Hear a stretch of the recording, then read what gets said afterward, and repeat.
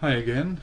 So in this online lecture, we're gonna have a look at the anatomy of the male reproductive organs.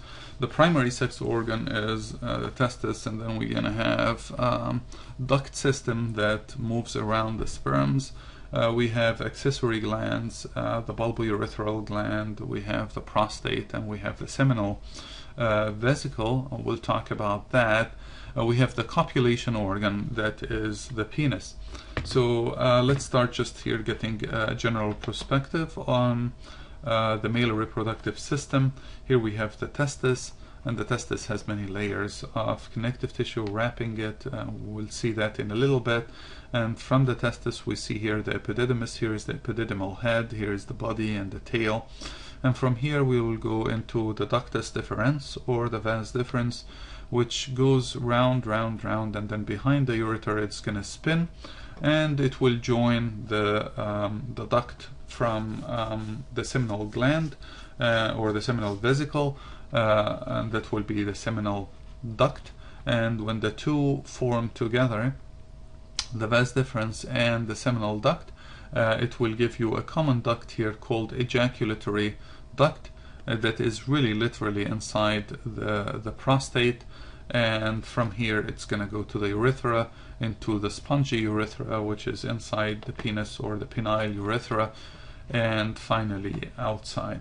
So this is the journey the sperms take, which is important because the sperms, when they are produced in the testis, they're not really mature. They need some time to mature, and that happens here in the epididymis, whereas everything else will be just pushed during ejaculation. And during ejaculation the sperms also will receive some secretion, mainly from the seminal vesicle, but also from the prostate, and a very tiny little bit from the bulbourethral gland. Okay, so let's start with the scrotum. Scrotum is the male equivalent of the labia majora, but it got fused together, and because it fused together, it will have a raphe that is a septum between the two sides. And failure to, by the way, to close the scrotum during embryogenesis has been attributed to exposure to environmental chemicals. The idea of having the scrotum out and the testis hanging out is the fact that the testicular functions require a suboptimal temperature. So the temperature there has to be around 33, 34 in order for the spermatogenesis. Even in order for you to make testosterone, you need to have 34 degrees. And so that is ensured by the fact that the testis is sort of hanging loose outside the body. And there is some level of regulation in the temperature by the muscles that are surrounding both the dartus muscles and the cremaster muscles in lifting up the testis in order to bring it closer to the body in case if there is cold weather. The physiological response is to contract mainly the cremaster muscles. The dartus really just wrinkles the testis. It can help a little bit in lifting the testis, but not much. The cremaster muscle will pull the testis up towards the body, and therefore the testis now is taking the warmth from the body instead of being in cold weather or cold environment. The opposite is true when the weather is warm and you would like the testis to go away from the body to return back to the suboptimal temperature. Alright, that's why the tight genes in the 70s were attributed to high rate of infertility and low sperm count, or hypospermia. Alright, so let's have a look at the muscles here and the layers. So here we have the scrotum, and we can see here the raphe, the junction between the two sides of the scrotum, which markates the fact that the two sides of the scrotum were not really fused to begin with, but they got fused later. That's the raphe here. And if we look further underneath it, we will see smooth muscle fibers that are in the skin of the scrotum, and those are called dartus muscles. They wrinkle the scrotum in cold weather and also assist in lifting the scrotum. However, the main lifting of the testis will be made by this muscle, which is the cremaster muscle, and that's an extension of the internal oblique muscle that we studied together. We're going to talk about the rest of the structures in a little bit, so let's just focus on this. We will see that there is what we call the spermatic cord. The spermatic cord will include the cremaster muscle, and inside the cremaster muscle there will be the vas deferens, and we can see the vas here. And next to the vas will be the testicular artery, and in addition we're going to have the pampiniform plexus, which is the venous drainage from the testis, and we're going to have some autonomic nerve fibers, and we can see some of the nerve fibers here, and sensory nerve fibers as well, right, going to the testis. Okay, here's the spermatic cord, and like I said, the spermatic cord will have initially the cremasteric muscle, that's the outer surrounding of the spermatic cord, and inside the spermatic cord there will be the testicular artery, pampiniform plexus, and the vas deferens. I don't know why the vas deferens is not mentioned here, but it is part of the spermatic cord, and it's easily felt. The pampiniform plexus, which we see here, are the venous drainage, and the advantage of having it this way, forming this plexus, which is felt as like little worms in the spermatic cord above the testis.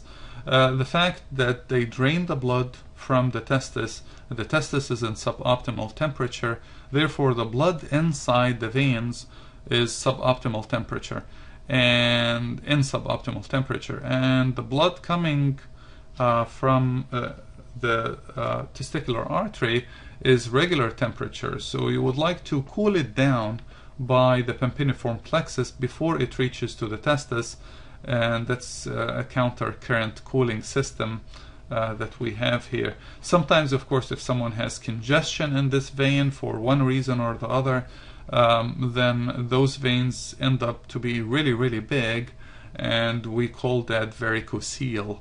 And the varicocele can cause congestion back in the testis, and that leads to infertility. Okay, so these are the contents of the spermatic cord. Please add to the list the vas deferens being part of the spermatic cord as well, or the content of the spermatic cord. Okay, then we go to the testis, and the testis, as we described earlier, they have descended. Initially they were inside the pelvis or the abdomen, and then they descend down through the inguinal opening into the testis. Failure to do so will result in what we call abdominal testis. Now, the layers that are surrounding them, part of it is borrowed from the internal oblique, and that is what we call the cremaster muscle, which is important for lifting the testis in cold weather. And then we have a layer that is from the peritoneum, extension of the peritoneal coverage, and that will be the tunica vaginalis. And the tunica vaginalis has two layers. One of them is parietal and the other one is visceral. Exactly the same thing as we had with the peritoneum. We had the parietal layer and we had visceral layer as well. So we can see here the layers, the visceral layer of the tunica vaginalis and the parietal layer of the tunica vaginalis. Remember that, please, that the tunica vaginalis is extension of the peritoneum. Okay. Then underneath that, we're going to have the capsule of the testis, or what we call tunica albuginea, the same kind of capsule we had in the ovary as well. See, the similarity between the two is fairly high, because really the gonads at some point were undifferentiated, and then during embryological development, then they separate away from each other. One develops into a testis, and then the other one develops into ovaries. Alright, here are the covering, and we talked about the tunica albuginea, that's the capsule. The tunica albuginea, you will see that it extends internally to form septa that will divide the testis into lobules, approximately 250 or so lobules. And the tunica albuginea will project a little bit anterior to the testis to cause the mediastinum, sort of the same mediastinum we have in the lungs. And we see the picture over here. See how the tunica albuginea is sort of pushing inside a little bit to form what we call the mediastinum. Okay, and that will be occupied by the rete testis later on, as we will see. Okay. All right, the testes themselves, and we see that here in this picture, are divided by the septa. The septa is coming from the tunica albuginea and these septa will divide the testis into lobules, approximately 250 lobules or so. Each of those lobules will have seminiferous tubules and interstitial cells. We're going to talk about the function of these in just a minute. So here are the testes. We have the septa that's coming from the tunica albuginea, and that will divide the testis into approximately 250 lobules. And inside we're going to have the seminiferous tubules, but we will also have the interstitial cells. So the seminiferous tubules, they're very highly convoluted tubules, and they will contain the sustinacular cells, also known as Sertoli cells, because the gentleman who discovered them, his name was Sertoli. The sustinacular cells will make the blood-testis barrier because they are tight against each other, and therefore the immune system of your body does not recognize the content of the seminiferous tubule. And that's very important because you will start getting genes expressed in the sperms that you haven't seen before during your life, and you don't want to start recognizing those proteins as foreign antigen and start making antibodies against them. So it is important to create what we call immunoprivileged place, and that will be ensured by your sustinacular cells because they are the ones responsible for the blood testis barrier. In addition, they will also secrete androgen binding protein, which is important for concentrating the testosterone in the testis. The Sertoli, or the sustinacular cells, are the feeding mothers for the germ cells. As you will see, the germ cells at some point they will dissociate from the basement membrane, and therefore they have no way to get the nutrition except through the sustinacular cells. We'll see a picture in just a second, and I'll repeat a couple of the things that I mentioned when we are looking at the picture. Now, in addition to the sustinacular cells, we have germ cells, and the germ cells will range from stem cells, that's the spermatogonial stem cells, into spermatocytes, and then the spermatids, the round spermatids, the elongated spermatids, and then the final mature spermatid or spermatozoa. We will see those germ cells in a second. So here is the seminiferous tubule, and you can't really see very well here the sustinacular cells, but we will see that in another diagram that is a drawn diagram. This is immunohistochemistry showing the structure of the seminiferous tubule, and we will see the germ cells. Here is the germ cells. Here is it starts to get elongated. The germ cells start to get elongated, what we call elongated spermatids, and then finally they will form the mature spermatids later on. In addition to the seminiferous tubules, inside these lobules, we're going to have the interstitial cells, and these interstitial cells, they produce androgen, testosterone, and that's very important for sustaining the process of spermatogenesis, the testosterone that is being made by the interstitial cells. Here are the interstitial cells, and like I said, they were discovered by a gentleman named Leidig, and therefore we mentioned them as Leydig cells. These are the cells I did big part of my PhD on. All right, and you see here a diagram for the sustenicular cells and how the sustenicular cells are helping the germ cells in the process of spermatogenesis.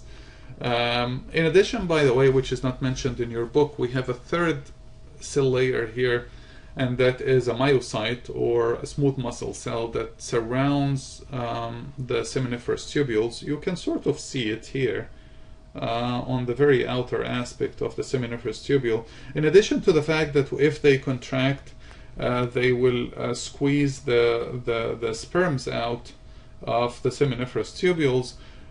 They also help in the process of spermatogenesis by producing some growth factors like steel factor, and that will bind to c-KIT receptor on the spermatogonial stem cell, and that will ensure their division and ensuring that they stay in as stem cells. So you don't have to worry, you don't have to remember this myocyte that is surrounding the different myocytes that are surrounding the seminiferous tubule, but just as a reference, we have, just for your information, we have a third type of cells surrounding the seminiferous tubules. Anyways, let's go back to the basic. We have the sustenicular cells, or the Sertoli cells, and we have the germ cells on the inside, and then we have the interstitial cells, the ones that produce testosterone, on the outside. Okay, during the process of spermatogenesis, you move from having a spermatogonium, that's the stem cell. When it divides, one cell will continue the differentiation and the other cell will go back to become spermatogonium, and therefore you never run out of spermatogonium, and that's why the male has the ability to produce sperms even with advanced age, unless there is a pathological problem of some sort. Then at that point the production of gametes can suffer. All right, so from that point it will differentiate into, if it differentiates, it will become primary spermatocyte, and the primary spermatocyte will undergo the first meiotic division and will give you it's not fully haploid yet. It is the primary spermatocyte, and it still needs to undergo the second meiotic division. These guys have 23 chromosomes. One got the X chromosome and then one got the Y chromosome, but still they have the sister chromatids still being attached. And now here the sister chromatids are gonna separate away from each other in the second meiotic division, and then these spermatids, the round spermatids, are gonna start losing the cytoplasm and the organelle into forming the elongated spermatids, and the elongated spermatids will end up to be the mature spermatozoa, and we see the process over here. Okay, so once the spermatozoa being produced in the seminiferous tubules, they will go into a duct system to convey them all the way out of the urethra during ejaculation. And so first they will go into the rete and the efferent ductules and into the epididymis. They will be held in the epididymis. They're not going to be ejaculated yet. And then during ejaculation, then it will be pushed out from the ductus deferens, and that has a lot of muscle, smooth muscle fibers that will ejaculate and push the sperms out. And when the sperms are being pushed out, they will join the secretion of the seminal vesicle and the prostate, and that will form the semen, and the semen will get into the ejaculatory duct and then finally into the urethra. So let's have a look here what happens. Here are the seminiferous tubules. The seminiferous tubules will collect into the efferent duct, first the rete testis, and from the rete testis into the efferent ductules. We saw a better picture earlier if I go back here. So here are the seminiferous tubules. they will go to the rete testis, from the rete testis into the efferent ductules, and from the efferent ductules into the epididymis.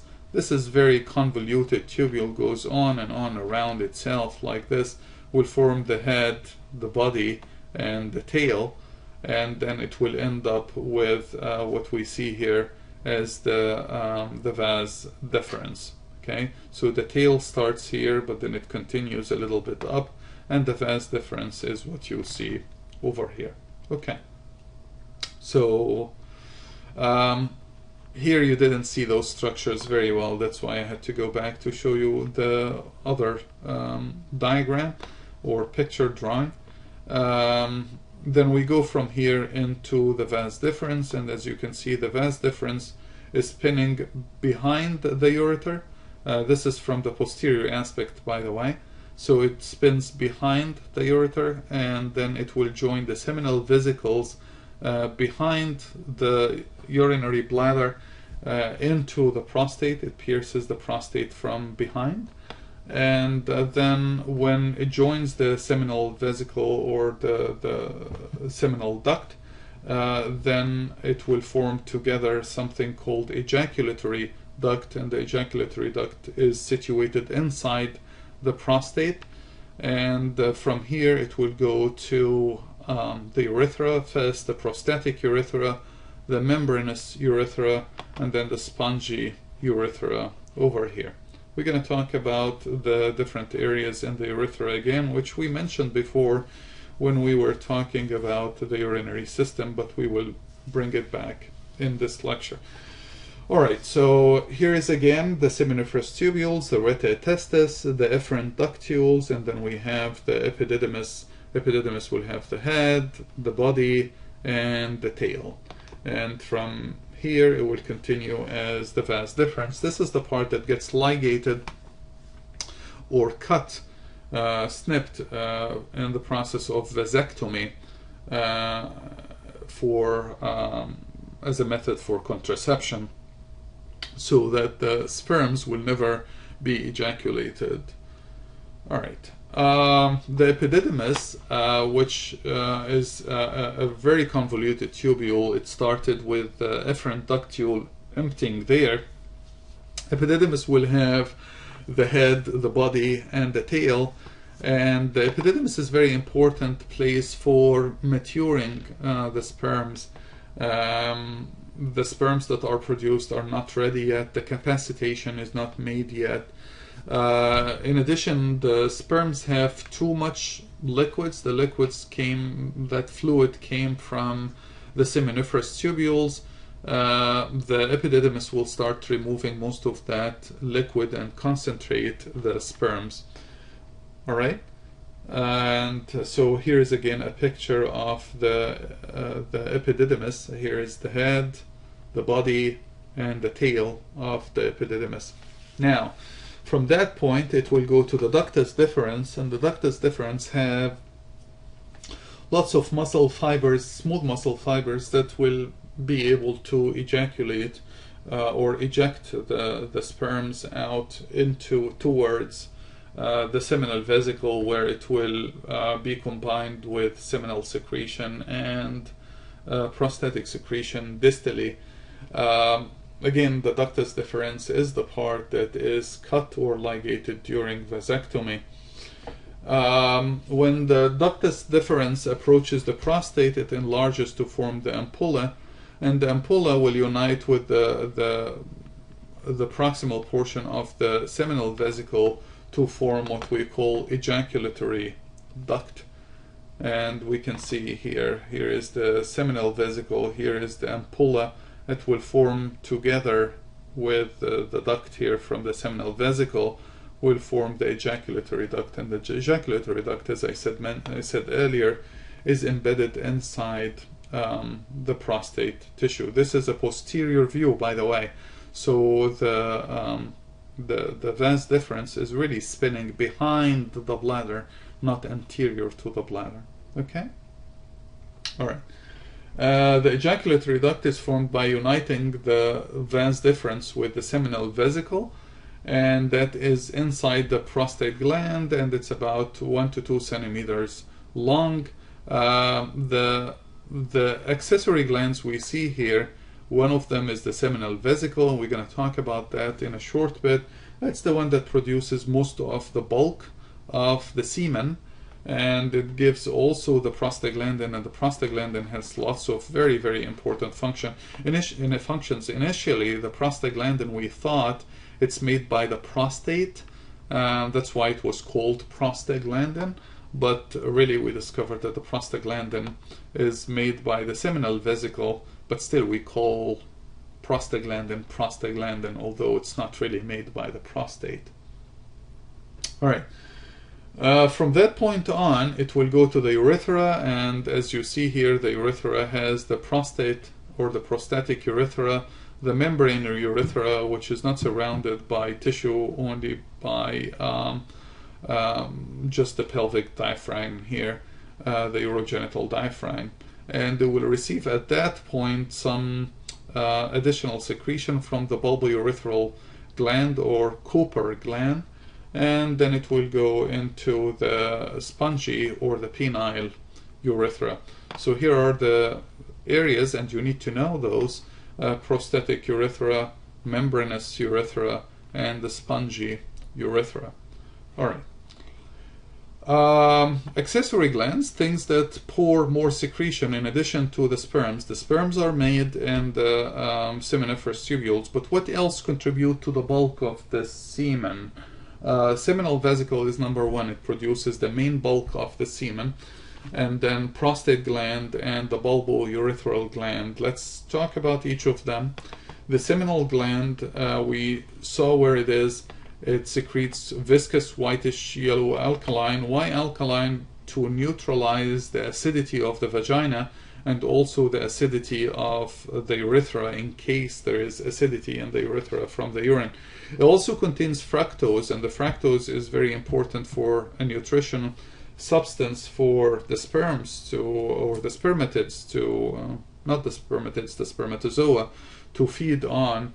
And they will secrete the prostaglandins, and the prostaglandins are important because they will initiate contraction of the uterus during sex, and that will sort of act as a vacuum to pull in the sperms. We don't have to remember details of the physiology and the physiological aspects of the male reproductive organs, but nevertheless the seminal vesicle will secrete the main bulk of the semen, and it secretes this alkaline solution that contains fructose and prostaglandins as well. Then we have the prostate over here. That's the part that gets enlarged in maybe 80% of or 70% of male, and is known as benign prostate hyperplasia, and that's also a very common place for cancer in male, of course. All right. And the prostate gland will secrete additional secretion into the semen. It will contain coagulation factors. Why do we have coagulation factors? Because the semen is supposed to coagulate when it is ejaculated, and then proteolytic enzymes that will break the coagulation after 15-20 minutes, half an hour, break that coagulated semen, so the sperms can get loose again and swim up the track to fertilize the egg. All right, so the prostate gland produces lots of other things: mucin, citric acid, antibacterial, PSA, which is a prostate-specific enzyme, prostate-specific antigen, and that is an enzyme that helps in liquefying the semen, because the prostate also secretes coagulation factors that will help coagulating the semen as well. So first the semen is coagulated and then it gets loosened up. PSA, prostate-specific antigen, which is produced by the prostate gland, is a very important biomarker for cancer. People suspected of having prostate cancer, they measure the PSA level in the blood, and if it's elevated, then that raises an alarm, It's not very highly specific, but it gives you at least indication of something is being wrong. We use it also as an indicator to see if there is recurrence in cancer, in prostate cancer after surgery. If you start seeing after you remove the prostate and there is no more source for PSA, and you start to see PSA coming up again, that indicates that there is recurrence, because it's not made anywhere else except in the prostate. Okay. And so then one additional secretion that the semen will get will be from the bulbourethral glands, and we saw those here. They're also known as the gland of Cooper, and it doesn't really contribute much to the bulk. The advantage of having it is right before, or not right before, but before ejaculation and during sexual excitement, then the bulbourethral glands are going to secrete a very thin, transparent solution, and that can add a little bit to the lubrication during sex, but in addition, it is alkaline solution. So it will neutralize the acidity here in the urethra. Why we want to neutralize the acidity in the urethra? Because that will kill the sperms. Remember that the urine is generally acidic, and there is traces of urine being left here in the urethra. So that's what the secretion coming from the bulbourethral gland will neutralize for you. Okay, we move from the bulbourethral gland and the secretion that is being secreted from there into the penis, and the penis externally will have the shaft, internally will have the root, and that is called the crura of the penis that will attach to the pubic bone, and the body or the shaft is the elongated portion.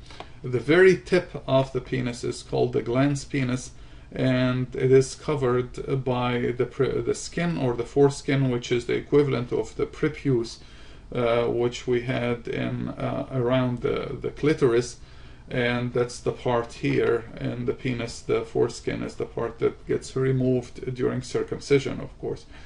Finally, we will have the external urethral orifice at the very tip at the glans.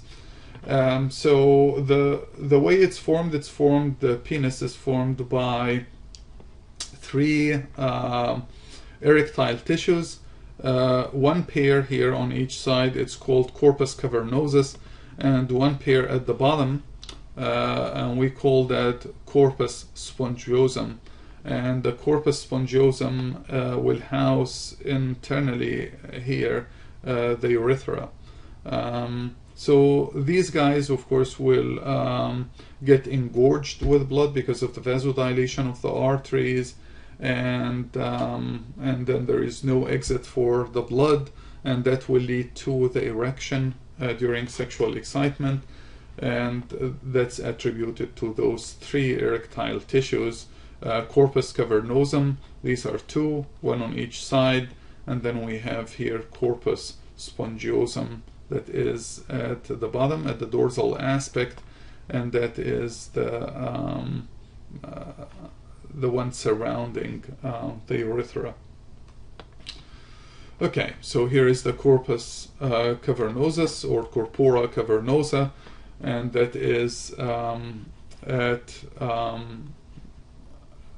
the top. We saw that here, those are the corpus cavernosa, and then we have one corpus spongiosum, and that's the inferior one, and the corpus spongiosum continues to form the glans penis later on. Okay. As I said earlier, the skin over the penis will wrap around most of the glans penis, and that is the part, this foreskin or the prepuce, that's the exact same term we used for the clitoris, but it was made by the labia minora back then. That is the part that gets removed or cut during circumcision if performed. Okay, and you don't have to worry about the erection and ejaculation. I did sort of mention the erection and the fact that we have erectile tissue, the corpus cavernosus and the corpus spongiosum. Then the ejaculation is the expelling of the sperm from the vas deferens into the ejaculatory duct, and also pushing secretion from the seminal vesicle to mix up with it as well. And that is physiological aspect. We don't necessarily have to talk much about it here, but maybe you're interested in learning that the parasympathetic is the reason for the erection, and the sympathetic innervates the process of ejaculation. So it's parasympathetic followed by sympathetic stimulation. The thing I was mentioning over and over in the external genitalia, also in the internal genitalia, during development it used to be undifferentiated gonadal ridge, and that will differentiate into male or female based on certain hormones. Androgen plays a very key role here in ensuring the male reproductive development, whereas in the absence of androgen, then we're not going to have the male, and it will going to continue as the female reproductive pattern. And we see that here in the picture. Sometimes we have defects, and the defects in the male reproductive development will make it look like female. So for example, the failure of the labia minora to fuse together will form an opening here underneath the penis, and we call that hypospadias, where the urine is not coming from the tip but it's coming from the bottom here. And also the labia majora, it could fail to unite, and therefore the scrotum is divided, and if that is associated with a small size penis during birth, the child can be easily mistaken to be a female instead of being a male. The opposite is true if there is, for some reason, there is high androgen in the female during embryological development, and the androgen is coming from the mother or something. Then there will be fusion of the scrotum, fusion of partial fusion, of course, of the labia minora, and the organ will look like closer to male organs and closer to scrotum than having the labia majora and the labia minora. Okay, so this was the anatomy of the male reproductive system. Combine that please with the anatomy of the female reproductive system in the previous video, and that will conclude our lecture on the anatomy of the reproductive system. Have a great day.